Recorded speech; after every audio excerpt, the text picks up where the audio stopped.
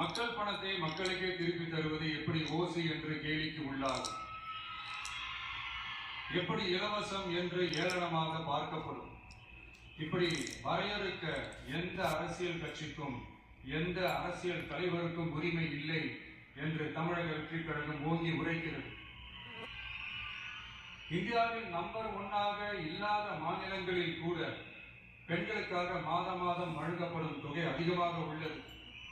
ஆனால் நம்பர் 1 மாநிலம் என்று தனக்குத்தானே தம்பாட்டம் அடித்துக் கொள்ளும் வெற்றி விளம்பர மாடல் திமுக அரசில் மகளிர் உரிமை தொகை என்ற பெயரில் வெறும் 1000 ரூபாய் மட்டுமே வழங்கப்பட்டு வருகிறது.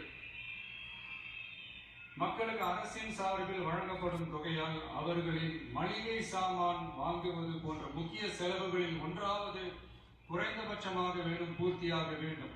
அந்த எண்ணத்தின் அடிப்படையில் யோசித்ததால் நாம் அமைக்க போகும் மக்கள் அரசு இனி 60 வயது வரை உள்ள அனைத்து குடும்ப தலைவிகளுக்கும் மாதம் 2500 ரூபாய்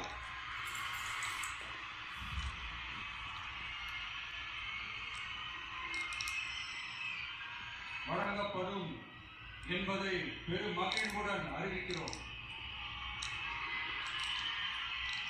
இதில் மாநில மற்றும் ஒன்றிய அரசு ஊழியர்களாக இருப்பவர்களின் குடும்பங்களுக்கு மட்டும் விதிவிலக்கு. இப்படி செய்வதால் கூடுதலான குடும்பங்கள் பயனடையும் வாய்ப்பு அதிகரிக்கும் என்பதை நம் தாய்மார்கள் அனைவரும் மகிழ்வுடன் ஏற்றுக்கொள்வர் என்பது நமக்கு தெரியும். அடுத்து அன்னபூரணி சூப்பர் 6 திட்டம்.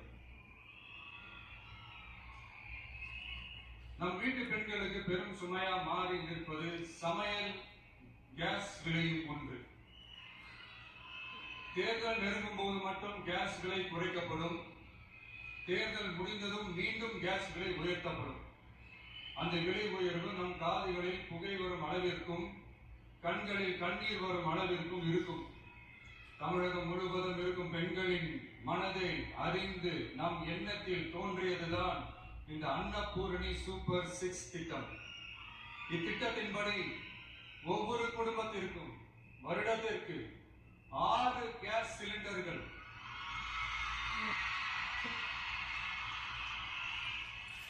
கட்டணமின்றி வழங்கப்படும்.